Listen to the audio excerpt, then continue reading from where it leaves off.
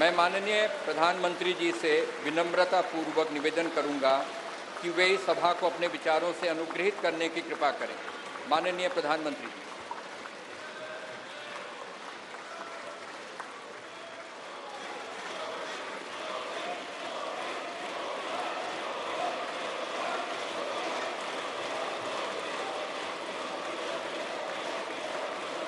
लोकसभा के स्पीकर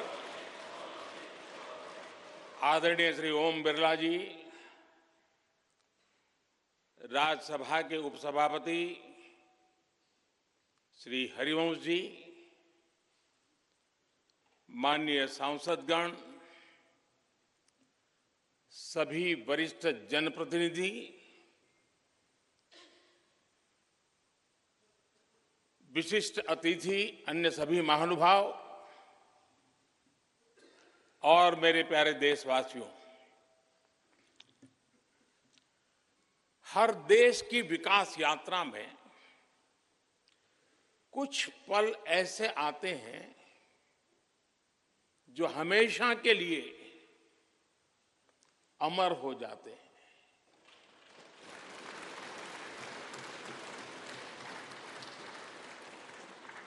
कुछ तारीखें समय के ललाट पर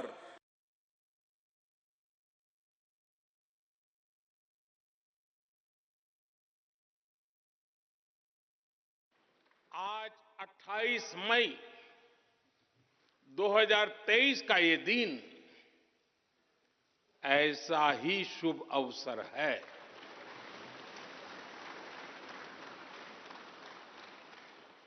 देश आजादी के 75 वर्ष होने पर अमृत महोत्सव मना रहा है। इस अमृत महोत्सव में भारत के लोगों ने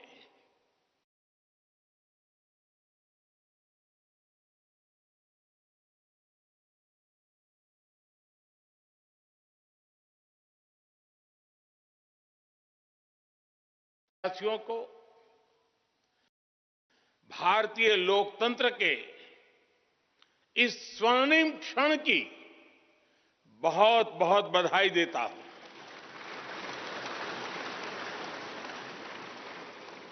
साथियों, ये सिर्फ एक भवन नहीं है, ये 140 करोड़ भारतवासियों की आकांक्षाओं और सपनों का प्रतिबिंब है।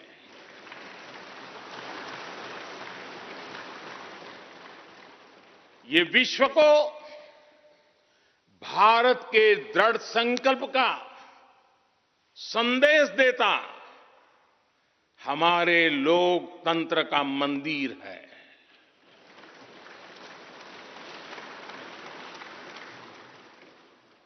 ये नया संसद भवन योजना को यथार्थ से,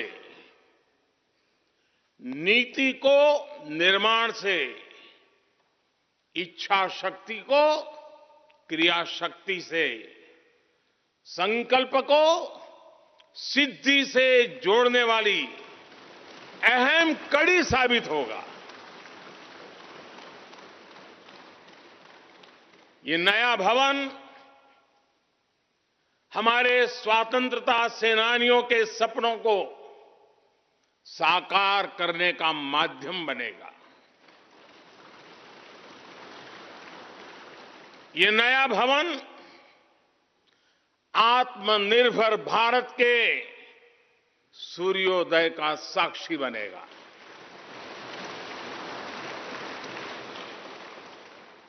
ये नया भवन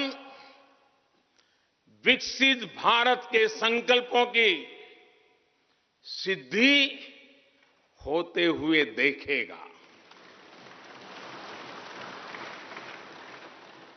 ये नया भवन नूतन और पुरातन के सह अस्तित्व का भी आदर्श है। साथियों, नए रास्तों पर चलकर ही नए प्रतिमान गढ़े जाते हैं।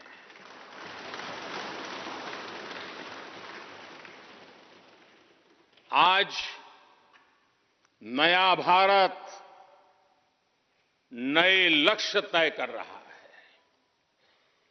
नए रास्ते गढ़ रहा है, नया जोश है, नया उमंग है, नया सफर है, नई सोच है, दिशा नई है, दृष्टि नई है, संकल्प नया है, विश्वास नया है।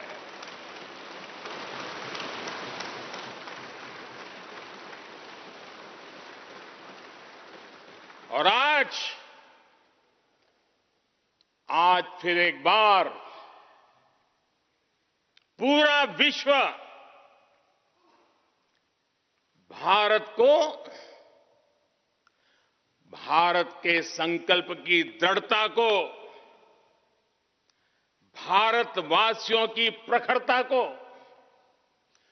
भारतीय जनशक्ति की जिजीविषा को आदर और उम्मीद के भाव से देख रहा है।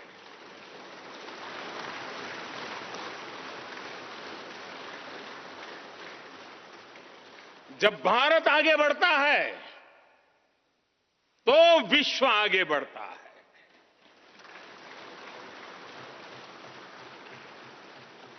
संसद का ये नया भवन भारत के विकास से विश्व के विकास का भी आह्वान करेगा।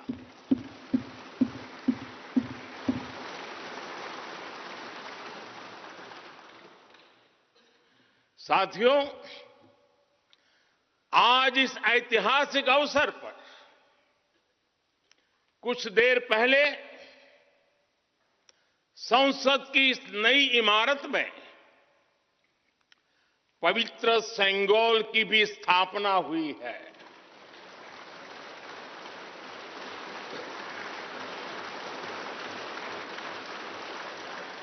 महान चोल साम्राज्य में सेंगोल को कर्तव्य पथ का, सेवा पथ का, राष्ट्र पथ का प्रतीक माना जाता था। राजा जी और आदीनम के संतों के मार्गदर्शन में यही सेंगोल सत्ता के हस्तांतरण का प्रतीक बना था। तमिलनाडु से विशेष तौर पर आए हुए आदीनम के संत आज सुबह संसद भवन में हमें आशीर्वाद देने उपस्थित हुए थे। मैं उन्हें पुनः श्रद्धापूर्वक नमन करता हूं। उनके ही मार्गदर्शन में लोकसभा में ये पवित्र सेंगोल स्थापित हुआ है। पिछले दिनों मीडिया में इसके इतिहास से जुड़ी बहुत सारी जानकारी उजागर हुई है। मैं इसके विस्तार में नहीं जाना चाहता हूं, लेकिन मैं मानता हूं ये हमारा सौभाग्य है कि इस पवित्र सेंगोल को हम उसकी गरिमा लौटा सके हैं, उसकी मान मर्यादा लौटा सके हैं। जब भी इस संसद भवन में कार्रवाई शुरू होगी, ये सेंगोल हम सभी को प्रेरणा देता रहेगा। साथियों, भारत एक लोकतांत्रिक राष्ट्र ही नहीं बल्कि लोकतंत्र की जननी भी है, मदर ऑफ डेमोक्रेसी भी है। भारत आज वैश्विक लोकतंत्र का भी बहुत बड़ा आधार है। लोकतंत्र हमारे लिए सिर्फ एक व्यवस्था नहीं, एक संस्कार है, एक विचार है, एक परंपरा है।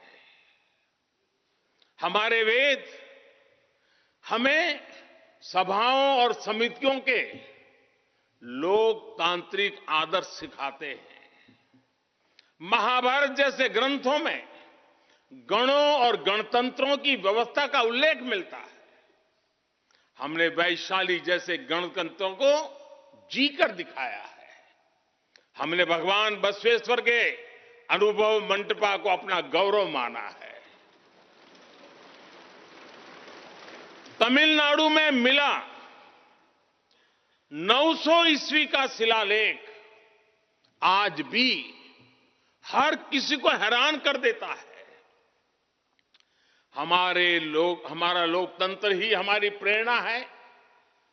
हमारा संविधान ही हमारा संकल्प है। इस प्रेरणा, इस संकल्प की सबसे श्रेष्ठ प्रतिनिधि अगर कोई है तो ये हमारी संसद है। और ये संसद देश की जिस समृद्ध संस्कृति का प्रतिनिधित्व करती है, उसका उद्घोष करती है। शेते निपद्यमानस्य, शेते निपस्य मानस्य चराति चर्त भगः, चरैवेति चरैवेति चरैवेति। कहने का तात्पर्य, जो रुक जाता है उसका भाग्य भी रुक जाता है, लेकिन जो चलता रहता है उसी का भाग्य आगे बढ़ता है, बुलंदियों को छूता है। और इसलिए चलते रहो, चलते रहो। गुलामी के बाद हमारे भारत ने बहुत कुछ खोकर अपनी नई यात्रा शुरू की थी। वो यात्रा कितने ही उतार चढ़ावों से होते हुए, कितनी ही चुनौतियों को पार करते हुए आजादी के अमृत काल में प्रवेश कर चुकी है।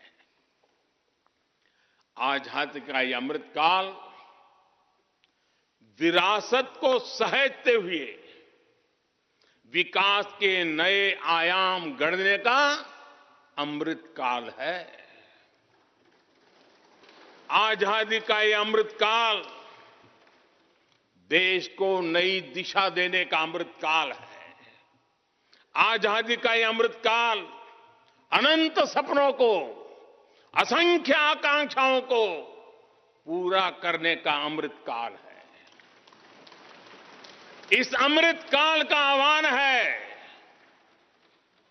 इस अमृत काल का आह्वान है मुक्त मातृभूमि को, मुक्त मातृभूमि को नवीन प्राण चाहिए। नवीन पर्व के लिए नवीन प्राण चाहिए। मुक्त गीत हो रहा, मुक्त गीत हो रहा नवीन राग चाहिए। नवीन पर्व के लिए नवीन प्राण चाहिए।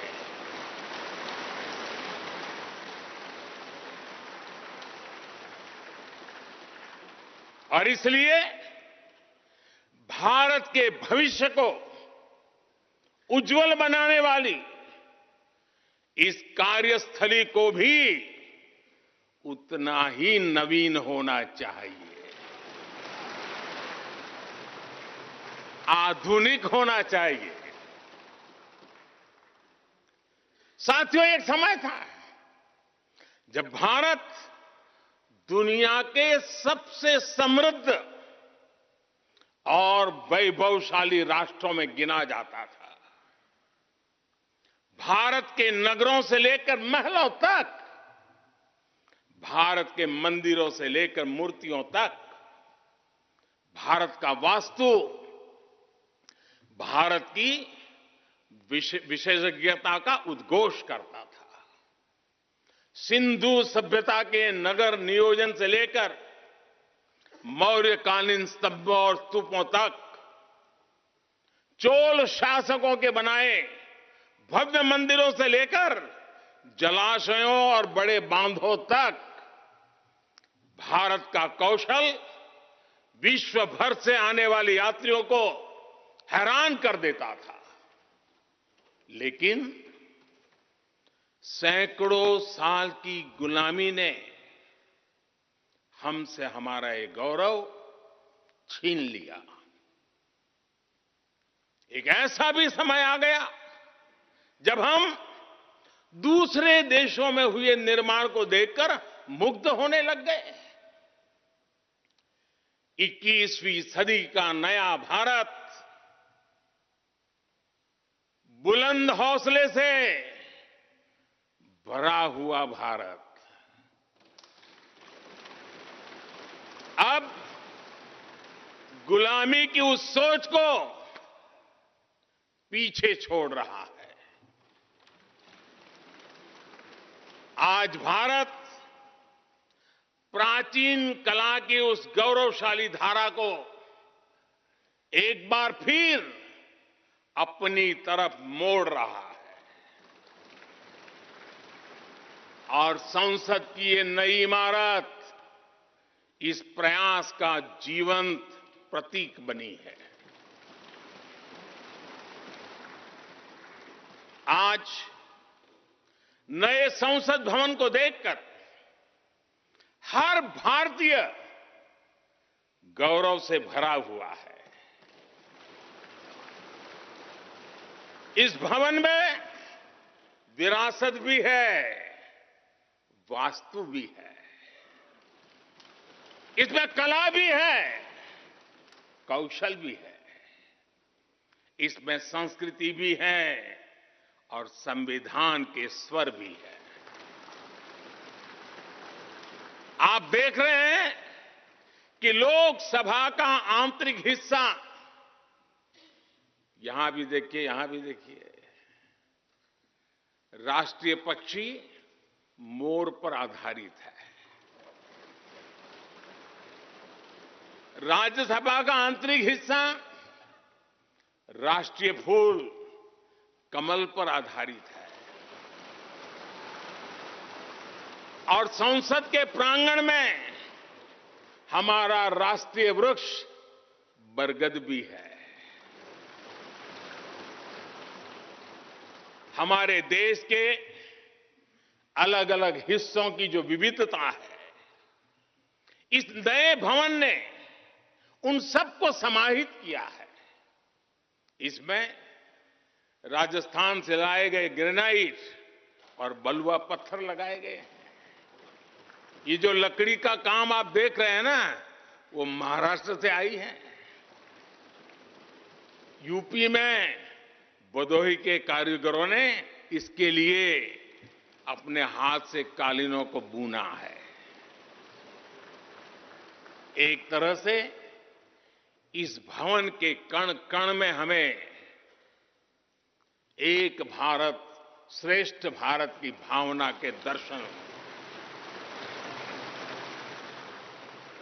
साथियों, संसद के पुराने भवन में सभी के लिए अपने कार्यों को पूरा करना कितना मुश्किल हो रहा था, ये हम सभी जानते हैं। टेक्नोलॉजी से जुड़ी समस्याएं थी, बैठने की जगह से जुड़ी चुनौती थी। इसलिए ही बीते 1.5-2 दशकों से ये चर्चा लगातार हो रही थी कि देश को एक नए संसद भवन की आवश्यकता है।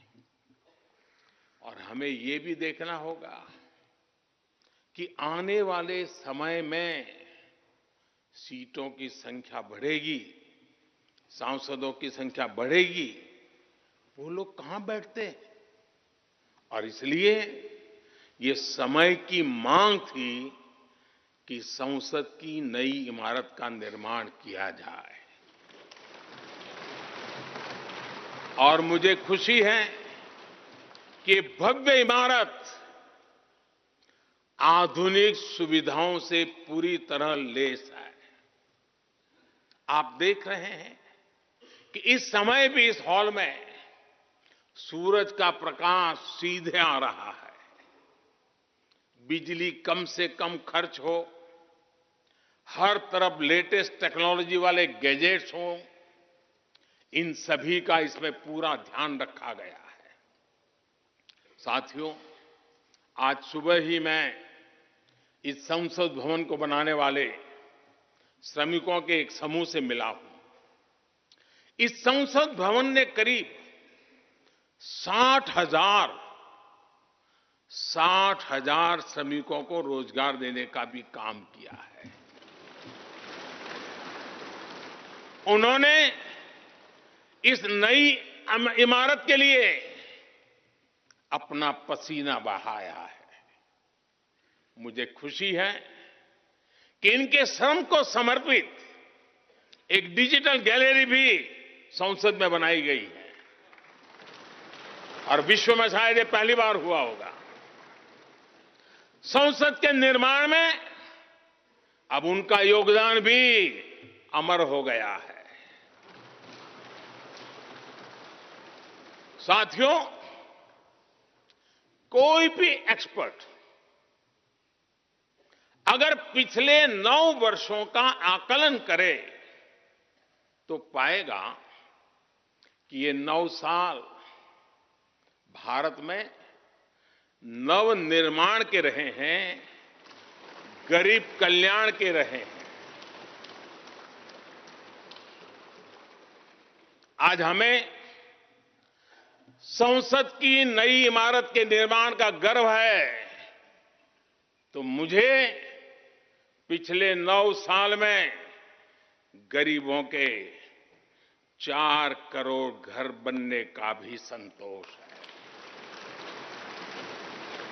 आज जब हम इस भव्य इमारत को देखकर अपना सर ऊंचा कर रहे हैं, तो मुझे पिछले 9 साल में बने 11 करोड़ शौचालयों का भी संतोष है, जिन्होंने महिलाओं की गरिमा की रक्षा की, उनका सर ऊंचा कर दिया। आज जब हम इस संसद भवन में सुविधाओं की बात कर रहे हैं, तो मुझे संतोष है कि पिछले 9 साल में हमने गांवों को जोड़ने के लिए 4 लाख किलोमीटर से भी ज्यादा सड़कों का निर्माण किया। आज जब हम इस इको फ्रेंडली इमारत को देखकर खुश हैं, तो मुझे संतोष है कि हमने पानी की एक एक बूंद बचाने के लिए 50,000 से ज्यादा अमृत सरोवरों का निर्माण किया है। आज जब हम इस नए संसद भवन की लोकसभा और राज्यसभा को देखकर उत्सव मना रहे हैं, तो मुझे संतोष है कि हमने देश में 30,000 से ज्यादा नए पंचायत भवन भी बनाए हैं। यानी पंचायत भवन से लेकर संसद भवन तक हमारी निष्ठा एक ही है, हमारी प्रेरणा एक रही। देश का विकास, देश के लोगों का विकास। साथियों, आपको ध्यान होगा 15 अगस्त को लाल किले से मैंने कहा था, यही समय है, सही समय है।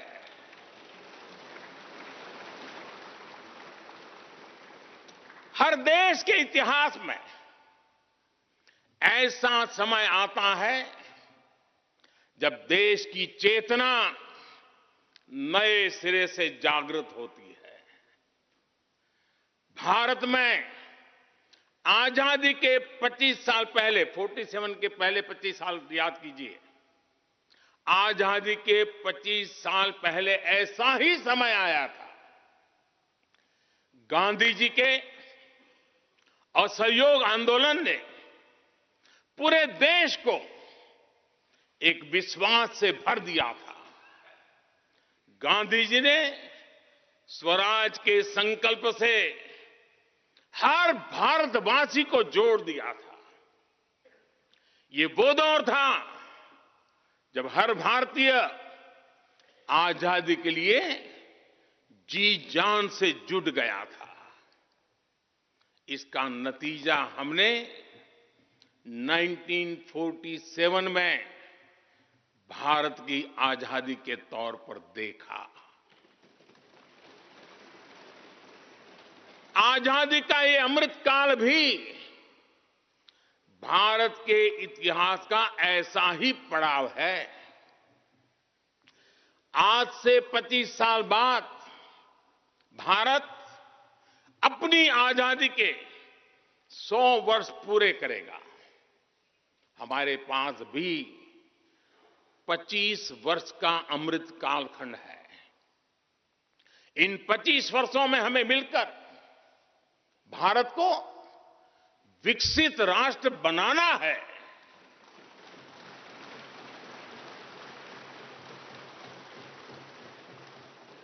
लक्ष्य बड़ा है, लक्ष्य कठिन भी है, लेकिन हर देशवासी को आज इसके लिए जी जान से जुटना ही है।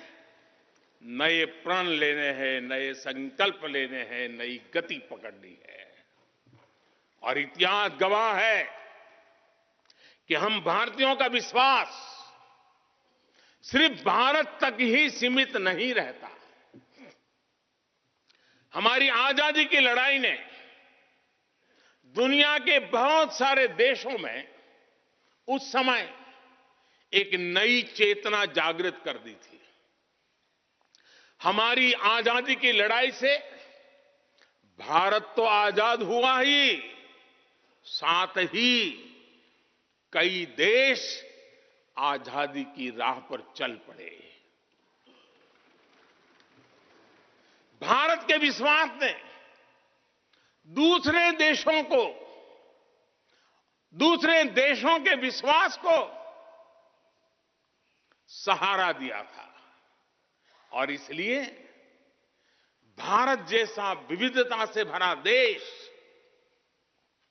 इतनी बड़ी आबादी वाला देश, इतनी सारी चुनौतियों से लड़ने वाला देश जब एक विश्वास के साथ आगे बढ़ता है तो इससे दुनिया के अनेक देशों को प्रेरणा भी मिलती है। भारत की हर सफलता आने वाले दिनों में दुनिया के अलग अलग भूभाग में अलग अलग देशों की सफलता के रूप में प्रेरणा का कारण बनने वाली है। आज यदि भारत तेजी से गरीबी दूर करता है तो ये कई देशों को गरीबी से बाहर आने की प्रेरणा भी देता है। भारत का विकसित होने का संकल्प कई और देशों का संबल बनेगा। इसलिए भारत की जिम्मेदारी और बड़ी हो जाती है। और साथियों, सफलता की पहली शर्त सफल होने का विश्वास ही होती है। ये नया संसद भवन इस विश्वास को नई बुलंदी देने वाला है। ये विकसित भारत के निर्माण में हम सभी के लिए नई प्रेरणा बनेगा। ये संसद भवन हर भारतीय के कर्तव्य भाव को जागृत करेगा। मुझे विश्वास है इस संसद में जो जनप्रतिनिधि बैठेंगे वे नई प्रेरणा के साथ लोकतंत्र को नई दिशा देने का प्रयास करेंगे।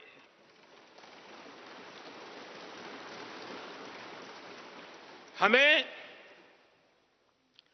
नेशन फर्स्ट की भावना से आगे बढ़ना होगा। इदम राष्ट्राय इदम न मम। हमें कर्तव्य पथ को सर्वोपरि रखना होगा। कर्तव्यमेव कर्तव्यम और कर्तव्यम न कर्तव्यम। हमें अपने व्यवहार से उदाहरण प्रस्तुत करना होगा। यद यदाचरति श्रेष्ठः तद्देव इतरो जनः। हमें निरंतर खुद में सुधार करते रहना होगा। उद्धरेत आत्मना आत्मानाम्। हमें अपने नए रास्ते खुद बनाने होंगे। अपदीवो भवः।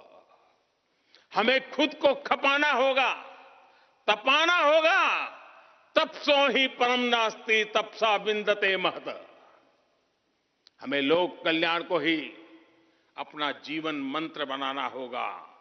लोकहितम मम करणीयम।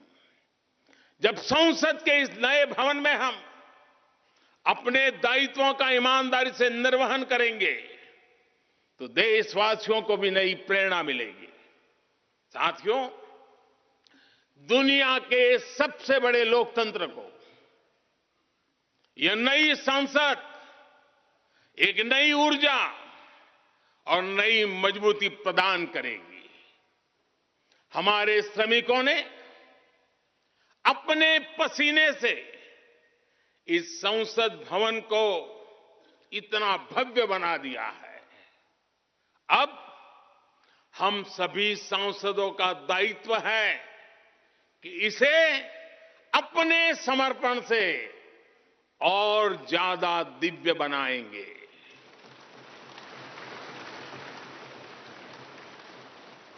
एक राष्ट्र के रूप में हम सभी 140 करोड़ भारतीयों का संकल्प ही इस नई संसद की प्राण प्रतिष्ठा है।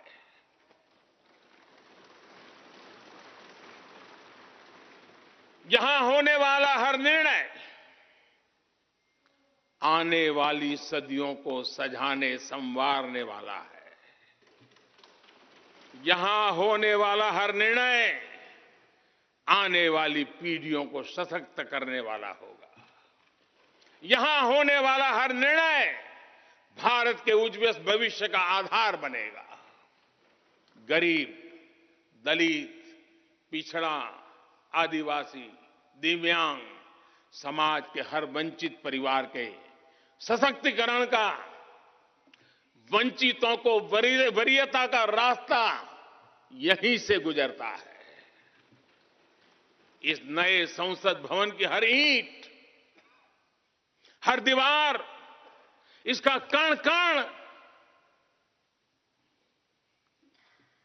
गरीब के कल्याण के लिए समर्पित है।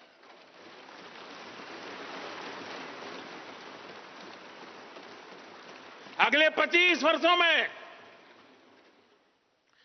संसद के इस नए भवन में बनने वाले नए कानून भारत को विकसित भारत बनाएंगे।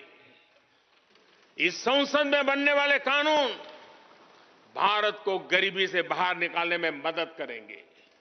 इस संसद में बनने वाले कानून देश के युवाओं के लिए, महिलाओं के लिए नए अवसरों का निर्माण करेंगे। मुझे विश्वास है संसद का यह नया भवन नए भारत के सृजन का आधार बनेगा। एक समृद्ध, सशक्त और विकसित भारत नीति, न्याय, सत्य, मर्यादा और कर्तव्य पथ पर और सशक्त होकर चलने वाला भारत। मैं समस्त भारतवासियों को नए संसद भवन की फिर से बहुत बहुत बधाई देता हूं। धन्यवाद।